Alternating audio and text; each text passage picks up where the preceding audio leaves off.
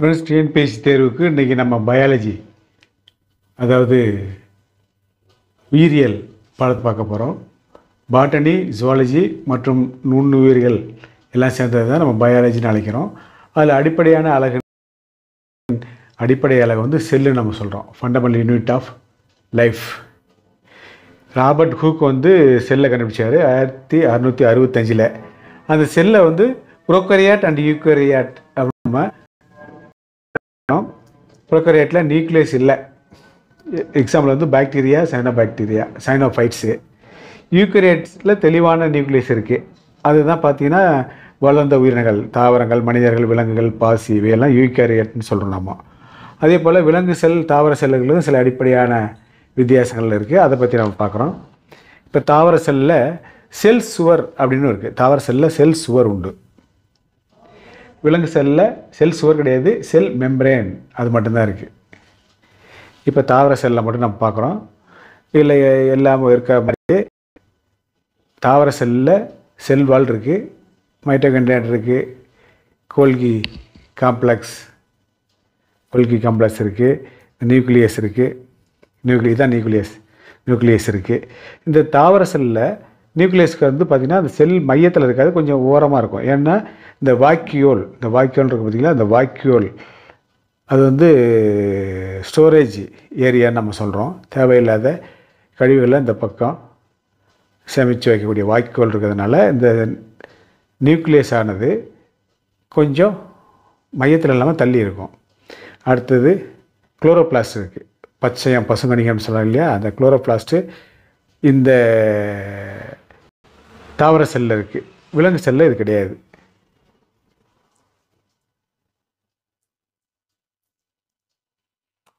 இது பாருங்கள், இது தாவர செல். இல்லை தெளிவாக இருக்கும். இதுலேயுமே நமக்கு பாருங்கள், இது வாக்யூல், இது நியூக்ளியஸ், கோல்கி காம்ப்ளெக்ஸ், இது குளோரோபிளாஸ்ட்னு சொல்கிறோமா, அது மைட்டோகாண்ட்ரியா. இது வந்து மைட்டோகாண்ட்ரியா. இல்லை பாருங்கள், திக்கான செல் வால், இதுதான் ப்ளஸ். தாவர செல்லில் செல் வால் உண்டு. அதுக்குள்ளே வந்து செல் ஜவ்வு இருக்குது. இது தாவர செல்லை பொறுத்த வரைக்கும். அடுத்தது விலங்கு செல். இது வந்து விலங்கு செல்லில் இந்த ஃப்ளாஜெல்லாம் இருக்குது. எல்லா ஆர்கனல்ஸும் இருக்கும், இல்லை குளோரோபிளாஸ்ட் இருக்காது. அதுதான் இதில் ஒரு வித்தியாசம். அடுத்தது இதில் பாருங்கள், நியூக்ளியஸ் இருக்குது, இல்லை கோல்கி காம்ப்ளெக்ஸ் இருக்குது, மைட்டோகாண்ட்ரியா இருக்குது, லைசோசோம் இருக்குது. லைசோசோம்னா தற்கொலை பை அப்படின்னு நம்ம சொல்கிறோம். அதுக்கு பின்னாடி பார்ப்போம். இது நியூக்ளியஸ். இது வந்து மையப்பகுதியில் இருக்கும். எண்டோபிளாஸ்மிக் ரெட்டிகுலம் அப்படின்னு நம்ம சொல்கிறோம். அது எல்லாமே இருக்குது இதில். இப்போ செல்லை பொறுத்த வரைக்கும் ஒரு செல் உயிர் இருக்குது, பல செல் உயிரின்னு இருக்குது. ஒரு சின்ன எக்ஸாம்பிள் பாருங்கள். இது வந்து கிளாம்டாமோனாஸ் அப்படின்ற ஒரு செல் உயிர். இது வந்து ஒரே ஒரு செல்லால் ஆனது. இதில் ஃப்ளாஜெல்லா இருக்குது, உட்கரு இருக்குது, குளோரோபிளாஸ்ட் இருக்குது, செல்வால் இருக்குது. இது ஒரு எக்ஸாம்பிள். அதே போல் ஒரு கோழி முட்டை எடுத்துட்டோம்னா அதே ஒரு செல்லை நம்ம கணக்கில் எடுக்கலாம். அதில் மையத்தில் இருக்கக்கூடிய மஞ்சள் கரு வந்து நியூக்ளியஸ் நம்ம சொல்லலாம். எக்ஸாம்பிள் தான் சொல்கிறேன். இது நான் ஆக்சுவலாக நான் படத்தில் பார்க்குறது அது கிடையாது. இமேஜின் பண்ணி பாருங்கள். ஒரு கோழி முட்டையை நீங்கள் மையத்தில் இருக்கிற நியூக்ளியஸ் உட்கருன்னு சொல்லலாம். பின்னாடி ஜவ்வு போல் இருக்கக்கூடிய அது வந்து சைட்டோபிளாசம் நம்ம சொல்லலாம். இது ஒரு உதாரணமாக நம்ம சொல்லலாம். இங்கே பாருங்கள், இதுவும் வந்து தாவர செல் தான். தாவர செல்லுடைய பாருங்கள் சென்ட்ரலில் இங்கே வாக்யூல் இருக்குது. இது நியூக்ளியஸு. அப்புறம் குளோரோபிளாஸ்ட்லாம் இருக்குது பாருங்கள். இதெல்லாம் குளோரோபிளாஸ்ட் இருக்குது, மைட்டோகாண்ட்ரியா இருக்குது. இதெல்லாம் குளோரோபிளாஸ்ட், எண்டோபிளாஸ்மிக் ரெட்டிகுலம் இருக்குது. மற்ற செல்லுடைய ஆர்கனல்ஸ் எல்லாமே இருக்குது.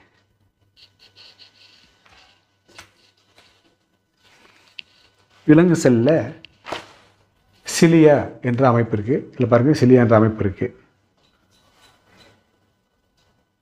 நியூக்ளியஸ் இருக்குது. செல் மெம்பரேன் தான், செல் வால் கிடையாது. விலங்கு செல்லில் செல் வால் கிடையாது.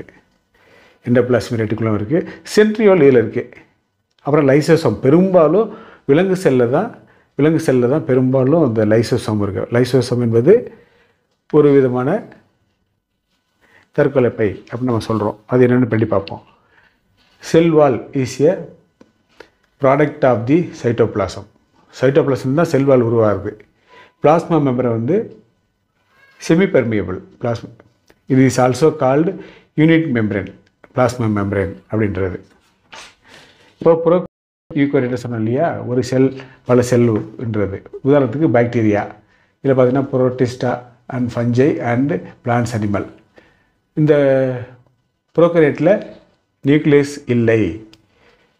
இது உண்டு. எது யூகேரியட்டில் தெளிவான நியூஸ் உண்டு. ரிபோசோம் வந்து 70S, இது 80S. இது யூகேரியட். சைட்டோபிளாசம் வந்து சிறிய அளவில் தான் இருக்குது. இதில் வந்து அந்த ஸ்ட்ரக்சர் வந்து அதிக அளவில் இருக்குது. மைட்டோகாண்ட்ரியா இதில் இல்லை. இதில் ப்ரோகேரியட்டில் மைட்டோகாண்ட்ரியா இல்லை. இதில் வந்து 1லிருந்து 100 அளவில் இருக்குது. குளோரோபிளாஸ்ட் இல்லை. ப்ரோகேரியட்டில் குளோரோபிளாஸ்ட் இல்லை.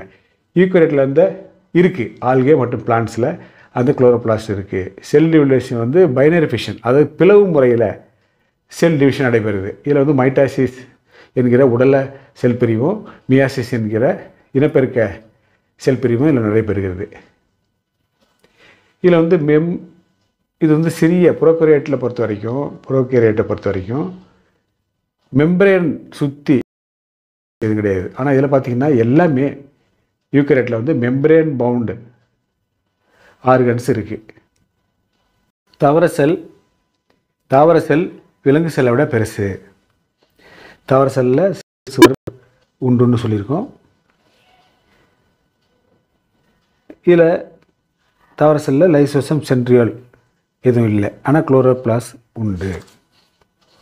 அடுத்தது அந்த ஆர்கனல் செல் இல்லையா, செல்லுடைய உறுப்புகள் நிறைய இருக்குது. அதில் முக்கியமானது nucleus. Control centre of the cell வந்து நியூக்ளியஸ் நம்ம சொல்கிறோம். இது டபுள் மெம்பரேன் கொண்டது. நியூக்ளியர் என்வலப் பாருங்கள். இது வெளியில் இருக்கிறது நியூக்ளியர் என்வலப், டபுள் மெம்பரேன் உள்ளது. நடுவில் இருக்கக்கூடிய உட்கரு நியூக்ளியோலஸ். அடுத்தது இந்த பாருங்கள், இந்த உரையில் போர் இருக்கும், நியூக்ளியர் போர், குரோமைட்டின், இதெல்லாமே இந்த நியூக்ளியஸில் இருக்குது. நியூக்ளியஸ் வந்து ஸ்டோர்ஸ் தி ஜெனட்டிக் இன்ஃபர்மேஷன், அது டிஎன்ஏவை பெற்றிருக்கிறது.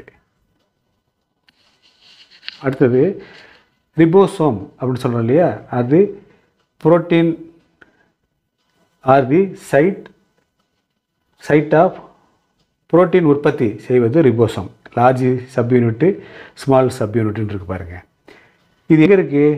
எண்டோபிளாஸ்மிக் ரெட்டிகுலத்தில் இருக்குது. இதில் வந்து மெம்பரேன் கிடையாது.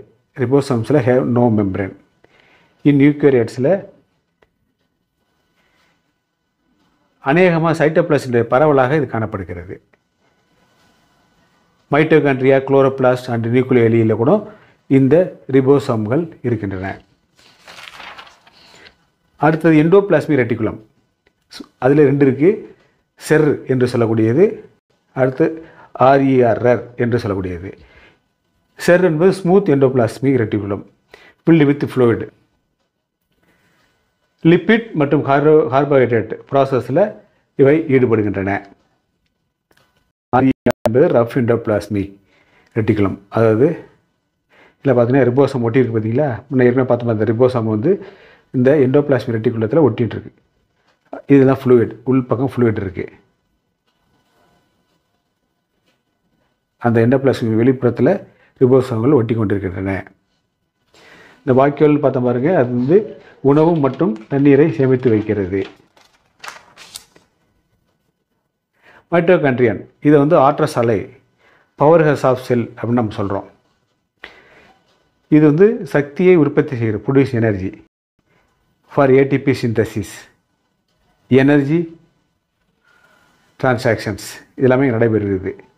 2 மெம்பரேன் இருக்குது, inner membrane and outer membrane இருக்குது. இந்த இன்னர் மெம்பரேன் வந்து உட்பகமாக மடிந்து கிறிஸ்டே என்று அழைக்கப்படுகிறது. இதுதான் மைட்டோகாண்ட்ரியா, ஆற்றல் சாலை என்று நம்ம சொல்கிறோம்.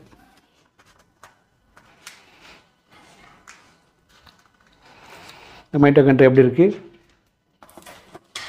இதுதான் இந்த மைட்டோகாண்ட்ரியா. இதுதான் இந்த மைட்டோகாண்ட்ரியா.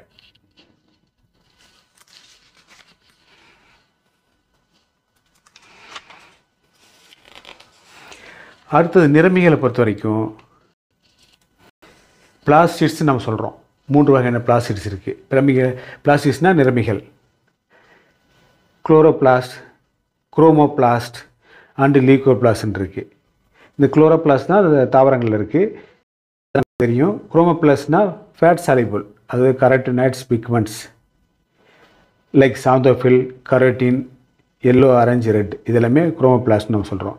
அடுத்தது லியூகோபிளாஸ்ட், கலர்லெஸ். பொட்டேட்டோவில் இருக்கு இல்லையா, உருளைக்கிழங்கில் இருக்கக்கூடிய எல்லாமே இந்த லீக்கோவில் கலர்லெஸ், இதில் வந்து கலர் கிடையாது. குளோரோபிளாஸ்ட் பொறுத்த வரைக்கும் ஃபோட்டோசிந்தசிஸ், அது சூரிய ஒளியை பயன்படுத்தி இந்த ஃபோட்டோசிந்தசிஸ் மூலமாக உணவை தயாரிக்குது. இந்த குளோரோபிளாஸ்டில் தான் நடக்குதுங்க. Contain photosynthetic pigments called chlorophyll. அதில் வந்து தைலகாய்டு அப்படின்ட்டு இருக்குது, உரை போன்ற தைலகாய்டு இருக்குது. அது உள்ள குளோரோஃபில் இருக்குது. இந்த குளோரோஃபில்லில் தான் அந்த ஒளிச்சேர்க்கை நடைபெறுகிறது. அடுத்தது கோல்கி பாடிஸ் வந்து கோல்கி அப்பரேட்டஸ் நம்ம சொல்கிறோம். புரோட்டீன் அண்ட் லிப்பிட் உருவாகல தயாரிப்பில் அது பெரிதும் பயன்படுகிறது. Prepares protein and lipid.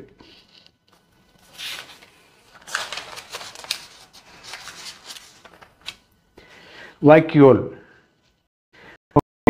Plant செல்லில் தான் storage phase for water and other molecule.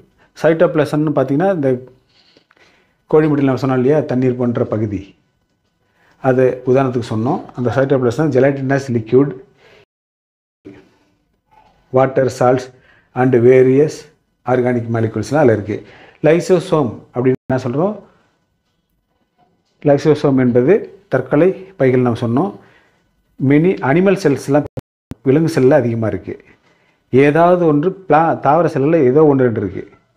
Contain hydrolytic enzyme, அதாவது டைஜஸ்டிவ் என்சைம் நம்ம சொல்கிறோம். Called suicide bags. ஏன் அப்படின்னா தேவையில்லாத பொருட்களையும் இறந்த செல்களையும் அது உண்டு விடுவது, டைஜஸ்ட், அது செரித்து விடுவதனாலும் அழித்து விடுவதனாலும் அதை நம்ம அதாவது சூசைட் பேக் அப்படின்னு நம்ம சொல்கிறோம். அடுத்து லைசோசோம்ன்றது கார்சினோஜெனிசிஸ் அப்படின்னா புற்றுநோய் உருவாக்குறது பார்த்தீங்களா, அந்த செயலில் இந்த லைசோசோம்கள் பண்ணுறன. இந்த change of normal cell into cancer cell. Cancer cell எப்படி உருவாகுது? ஒரு செல் இரண்டாக பிரியுது, 2 4 பிரியுது, 4 8 பிரியுது. இதுதான் ஆர்டினரி சாதாரண செல் டிவிஷன் நம்ம சொல்கிறோம். ஆனால் திடீர்னு சடிதி மாற்றம் மூலியமாக 1 2 4 8 மாறுவது போல திடீரென்ற குழப்பத்தில் பல்வேறு வகையாக செல்கள் பிரிந்தால் அதுதான் நம்ம அன்ஈவன் செல் டிவிஷன் அப்படின்னு சொல்கிறோம். அதுதான் கேன்சர் செல் நம்ம சொல்கிறோம். செல்லுக்குள்ளே செல் மைக்ரோ பாடிஸ் அப்படின்னு இருக்குது நம்ம பார்க்குறோம். இது பிளான்ட் செல், அனிமல் செல்லே இருக்குது. இது நீங்கள் படிச்சிங்க. Vesicular organelles found in both plant and animal. Cytoskeleton அப்படின்னா continuous network of proteinous structure run throughout the cytoplasm. சைட்டோபிளாஸில் விரவி கிடக்கக்கூடிய ஒரு புரோட்டீனஸ் ஸ்ட்ரக்சருக்கு பேர் தான் சைட்டோஸ்கெலிட்டன் சொல்கிறோம். Found in all living cells, notably in யூகரியோட்ஸ்லாம் அதிகமாக இருக்குது. சிலியா அண்ட் ஃப்ளாஜில் வந்து ஹேர் லைக் ப்ரொஜெக்ஷன்ஸ் வந்து இப்போ விலங்கு செல்லை நம்ம பார்த்துருக்கோம். இப்போ செல்லை பற்றி பார்த்துட்டோம். செல்லுடைய உறுப்புகள் ஆர்கன் நம்ம பார்த்தோம். செல் டிவிஷனை பொறுத்த வரைக்கும் பார்த்திங்கன்னா மைட்டாசிஸ்னு ஒன்று இருக்குது, மியாசிஸ்ன்னு இருக்குது. மைட்டாசிஸ் என்பது உடல செல்களில் இனப்பெருக்க செல் இல்லாமல் உடல செல்களில் நடைபெறுவது மைட்டாசிஸ். இனப்பெருக்க செல்கள் நடைபெறுவது மியாசிஸ். இதை பற்றி தனியாக பார்ப்போம். இப்போ ஒரு அறிமுகம் தான் சொல்லிட்டு வரோம். உயிர்கள் வளர்ச்சிக்கு செல் டிவிஷன் முக்கியம். நம்ம ஏற்கனவே சொன்னோம் இல்லையா, கேன்சர் செல்லாம் எப்படி வருதுன்ட்டு. அதெல்லாம் பிறகு இந்த தலைப்புகளை தனியாக பார்ப்போம்.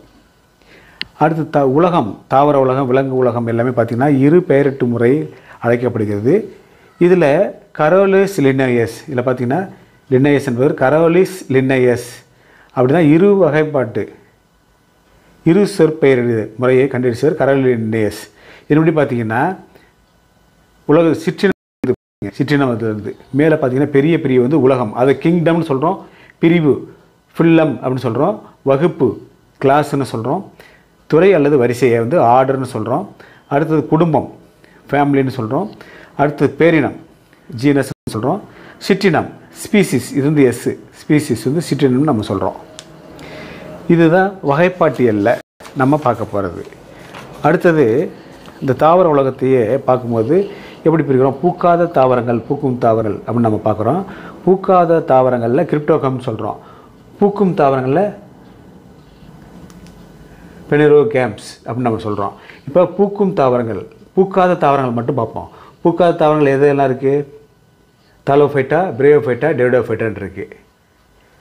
கிரிப்டோகேம் அப்படின்ற பூக்காத தாவரங்களில் 3 பிரிவு இருக்குது. அதில் பிரயோஃபைட்டா அதில் என்னென்ன இருக்குது? பாக்டீரியா, பாசி, பூஞ்சை என்கிற ஃபங்கஸ், மரப்பாசிகள்னால் லைக்கன்ஸ்.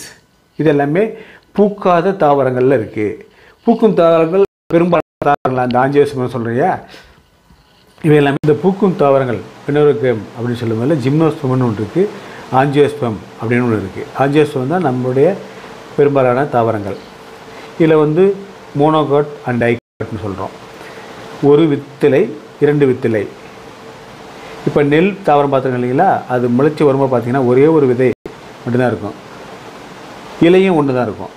ஆனால் இப்போ பட்டாணி இந்த மாதிரி விதைகள் முளைக்கும் போது பார்த்தீங்கன்னா 2 பாகங்கள் இருக்கும், இலையும் 2 இருக்கும். அதான் இரட்டை தோல், இருவித்திலை, டைகாட்னு நம்ம சொல்கிறோம்.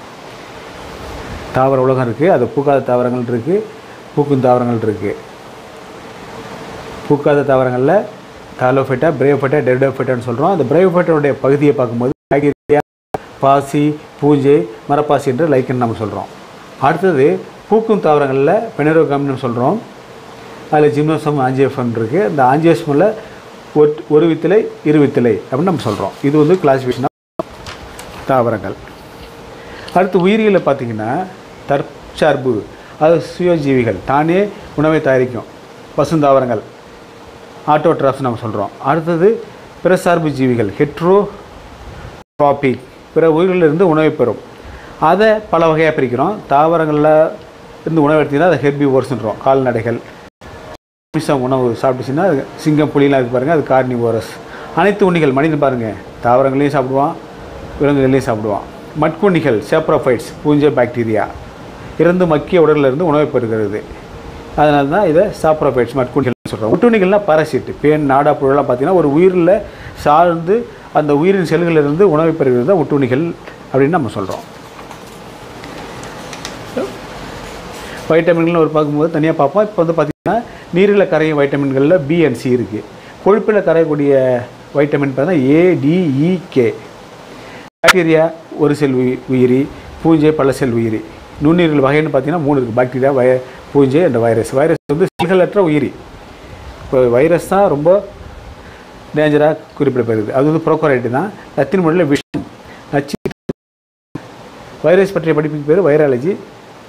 இதில் வைரஸில் வந்து அதை எளிதாக நம்ம கொள்ள முடியாது, ஏன்னா மாற்றம் அடைஞ்சிட்டே இருக்கும். ஒரு பாக்டீரியாவோ பூஞ்சையோ பார்த்திங்கன்னா தன் உருவத்தில் மாற்றம் வராது. எனவே அதை ஆன்டிபயோட்டிக், ஃபஞ்சஸ் எல்லாம் போட்டு கொல்ல முடியும். ஆனால் வைரஸ் தன்னுடைய உருவத்தை மாற்றிக்கொண்டே இருப்பதனால தான் அதுக்கு மருந்து கண்டுபிடிக்க முடியவில்லை. உதாரணத்துக்கு எய்ட்ஸு இப்போ வந்துச்சு இல்லைங்களா, கொரோனா, இதெல்லாம் கொரோனா ஒரு வைரஸு, எய்ட்ஸ் ஒரு வைரஸு. அது தன்னுடைய உருவத்தை மாற்றிக்கொண்டே இருப்பதனால அதுக்கு தேவையான மருந்துகளை நம்மளால் கண்டுபிடிக்க முடியவில்லை. ரொம்ப சிக்கலான உயிரினம் வந்து வைரஸ் தான். ஏன்டா காரணம் என்ன அப்படின்னா அது உருவத்தை மாற்றிக்கொண்டே இருக்கும். அதான் அது பாயிண்ட். உயிருள்ள பொருட்களும் உள்ள தன்மைகளை இந்த வைரஸ் பெற்றிருக்கு. அதுதான் இதில் உள்ள ஸ்பெஷாலிட்டி. பாக்டீரியா பார்த்தா உயிருள்ள பொருள் தன்மையை தான் பெற்றிருக்கும், பூஞ்சை உயிருள்ள தன்மை. ஆனால் வைரஸை பொறுத்த வரைக்கும் 2 உயிருள்ளதா, இது உயிர் இருக்கா இல்லையா என்கிற டவுட்டே வரும். ஆக தான் இதை படிக்கைப்படுத்த முடியும். உயிருள்ள பொருளாத மாதிரி அதை நீண்ட நேரம் உயிரோடு இருக்க முடியும், அதை வைத்திருக்க முடியும். இதில் செல் உறுப்புகள்லாம் இல்லை இதில் வைரஸில். பாக்டீரியா பொறுத்த வரைக்கும் இது வந்து உயிர் தன்மை உள்ளது தான். இது ப்ரோகோரியாட் வகை. ஒரு சில நன்கு வரையறுக்கப்படாத உட்கரு வந்து வரையறுக்கப்படாத இருக்கும். நியூக்ளியாய்டு என்பது தான் உட்கரு பொருள். சைனோபாக்டீரியா வந்து ஒளிச்சேர்க்கை பாக்டீரியான்னு நம்ம சொல்கிறோம். எஸ்ட்ரேஷியா கோலியா உடலில் இருக்கக்கூடிய ஒரு பாக்டீரியா. இது வந்து கூட்டு உயிர் முறையில் வாழ்க்கை நடத்துகிறது. பூஞ்சைகள் வந்து பெரிய பூஞ்சைகள் வந்து பச்சையமற்ற ஒட்டுண்ணிகள், சாரணிகள். Similar to plants. தாலஸ் உடலில் வந்து தாலஸ்ன்னு நம்ம சொல்கிறோம். செல்ஸ் வந்து கைட்டினால் ஆன. பூஞ்சை பற்றிய படிப்புக்கு மைக்காலஜி. ஈஸ்ட் ரொட்டிகாலன் ஒரு செல் பூஞ்சை. இந்த பிரெட்லாம் செய்கிறதுக்கு நம்ம பயன்படுத்துவோம். இதுதான் ஈஸ்ட். காளான் பல செல் பூஞ்சை. மட்குணிகள் ரைசோபஸ், பென்சிலியம், அகாரியஸ். ஒட்டுணிகள் பக்சீனா, அல்புகோ, ஒஸ்டிலோகோ. உயிருள்ள ஓம்புயிரின் செல்களில் இவை இருக்கிறது. ஒட்டுணிகளாக வாழ்கின்றன. கூட்டுயிர்கள் மைக்ரோரைசா. தாவர வேர்களில் ஆசலத்தானுடைய வேர்களில் கூட்டுயிர் முறையில் சார்ந்து வாழ்கின்றன. பெரிய அளவு தீங்கு இது விளைவிப்பதில்லை. பாசி இது வந்து ஆல்கள்னு சொல்கிறோம். தாவர உடலமைப்பை பெற்றுள்ள ஈகோரியாட்டுகள். பாசி பற்றிய படிப்பு ஆல்காலஜின் பேர். பார்த்தீங்கன்னா பீகோசாந்தின் வந்து பழுப்பு, சாந்தோஃபில் மஞ்சள், பைக்கோஎரித்ரின் சிவப்பு, பைக்கோசைனின் வந்து நீலம். கிளாமிடமோனாஸ் ஒரு செல் ஆல்கா. சர்காசம் பல செல் ஆல்கா. அல்வா, ஸ்பைருலினா, குளோரெல்லாம் உணவு பாசியாக பயன்படுகிறது. நாஸ்டாக், அனபினா வளிமண்டல நைட்ரஜனை நிலைநிறுத்த பயன்படுகிறது. சிவப்பு பாசிகளான ஜெலடியம், கிரேசிலேரியா ஆகியவற்றை பயன்படுத்தி அகாரத்தை தயாரிக்கிறாங்க. இது வந்து பாக்டீரியா, பூஞ்சை காளான் போன்ற நுண்ணுயிர்களை ஆய்வகங்களை வளர்க்குறதுக்கு மீடியமாக பயன்படுகிறது. அதன் மேலே தான் அந்த உயிரினங்களில் வாழ முடியும். அதுக்கு உணவு தேவையில்லையா, அதனால். புரோட்டோசோவா. புரோட்டோஸ் முதல் சோவா என்பது விலங்கு, கிரேக்க மொழியில் உள்ளது. ஒரு செல் யூகரியாட்டு. அலெக்சாண்டர் பிளமிங் என்பவர் தான் பென்சிலின் என்கிற ஆன்டிபயோட்டிக்கை கண்டுபிடிச்சார். எதிர் உயிர்கொல்லி டெட்டனஸ் குணப்படுத்துவதற்கு ஆன்டிபயோட்டிக் அப்படின்ற ஒரு பென்சிலினை கண்டுபிடிச்சார். தடுப்பூசி எட்வர்ட் ஜென்னர் தான் பெரியம்மை தடுப்பூசியை கண்டுபிடிச்சார். இறந்து போன அல்லது பலவீனமாக்கப்பட்ட நுண்ணுயிர்களிலிருந்து தடுப்பூசி தயாரிக்கப்படுகிறது. நோயாளியுடைய உடலில் இந்த தடுப்பூசி செலுத்தும் போது ஆன்டிபாடி உற்பத்தி ஆகிறது. இப்போ கொரோனாக்கெலாம் ஊசி போட்டோம் இல்லைங்களா, அது வந்து அந்த தடுப்பூசி என்னென்ன இறந்து போனால் இல்லை பலவீனமாக்கப்பட்ட கொரோனா வைரஸை தான் நம்ம உடம்புல செலுத்துகிறாங்க. அது வந்து ஆன்டிபாடி என்கிற பொருளை உற்பத்தி செய்து நோய் கிருமிக்கு எதிராக போராடி உடலிலேயே தங்கியிருந்து எதிர்காலத்தில் அந்த நோய் கிருமி வந்தால் கூட நம்மளுடைய உடலை பாதுகாக்கிறது. ஆன்டிஜன் அப்படின்னா என்னென்னா நோயை தோற்றுவிக்கும் உயிரி. ஆன்டிபாடிஸ்னால் உயிரினத்தின் உடலில் உண்டாகும் பொருள். பிரியான்ஸ் புரதங்களை மட்டுமே கொண்டுள்ள வைரஸ் துகள், நியூக்ளிக் அமிலம் இல்லை. வெரியான்கள் முழுமையான வைரஸ் துகள். இதெல்லாம் படிச்சிருங்க. இப்போ நோய்களை பொறுத்த வரைக்கும் பார்த்திங்கன்னா எண்டமிக், எபிடமிக், பேண்டமிக், ஸ்போராடிக்னு நம்ம சொல்கிறோம். இப்போ கொரோனா வைரஸ் வந்துச்சு இல்லையா, அது வந்து என்ன பண்ணுறாங்கன்னா பேண்டமிக்னு நம்ம சொல்கிறோம். கொரோனா வைரஸ் வந்து நோய் கிருமி பேண்டமிக். ஏன்னா பெருங்கொள்ளை நோய் உலகம் முழுவதும் எய்ட்ஸ் மாதிரி எப்படி தோன்றிச்சோ அதேமாதிரி கொரோனா நோய் என்ன ஆச்சுங்க பேண்டமிக்னு நம்ம சொல்கிறோம். ஒரு சிறு பகுதியில் மட்டும் தோன்றக்கூடியது எண்டமிக் நோயின்னு சொல்கிறோம். உதாரணத்துக்கு காய்டார் என்கிற நோய். கொள்ளை நோய்னா ஒரு சிறு பகுதியில் ஏற்படக்கூடிய கொள்ளை நோய். தொடர்ச்சியற்ற நோய்கள் வந்து ஸ்போராடிக்னு சொல்கிறோம். மலேரியா, காலரா இதெல்லாம் எப்பாவது ஒரு வாட்டி தான் வரும். பன்றிக் காய்ச்சல் ஸ்வீன் ஃப்ளூன்னு சொல்கிறோம். H1N1 இதில் பார்த்தீங்கன்னா H1 பன்றிக் காய்ச்சல் வந்து H1N1. பறவை காய்ச்சல் வந்து இன்ஃப்ளூயன்சா வைரஸ் H5N1. எய்ட்ஸ் வந்து ரெட்ரோ வைரஸு.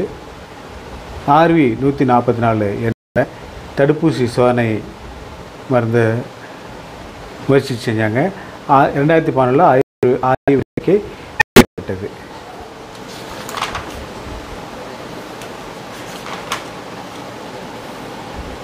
இது வரைக்கும் நம்ம பார்த்ததில் எல்லாமே ஒரு உயிரினங்களை பற்றிய அடிப்படையான தகவல் இதெல்லாமே ஒரு ஐடியா வச்சு நீங்கள் தனிப்பட்ட முறையில் ஒரு சில பாடங்களையும் படித்து குறிப்பெடுத்து படித்தோம்னா நாம் தேர்வில் இந்த டிஎன்பிஎஸ்சி தேர்வில் வெற்றி பெற முடியும். டிஎன்பிஎஸ்சிக்கு இல்லை, எல்லா பொது அறிவு கேள்விகளுமே கவர் பண்ணுறது நம்மளோட நோக்கம். மொத்தம் மேஜர் டாப்பிக்னு பார்த்தா ஒரு 20-25 டாபிக் இருக்குது. மேஜர் டாப்பிக்கில் ஒவ்வொரு டாப்பிக்லையும் நம்ம ஒரு மார்க் எக்ஸ்ட்ரா எடுத்தோம்னா நம்ம கண்டிப்பாக ஒரு 30லேருந்து 50 மார்க் நம்ம எக்ஸ்ட்ரா எடுத்துருவோம். வேலை உறுதியாக கிடைக்கும். எனவே தொடர்ந்து படிங்க. நன்றி, வணக்கம்.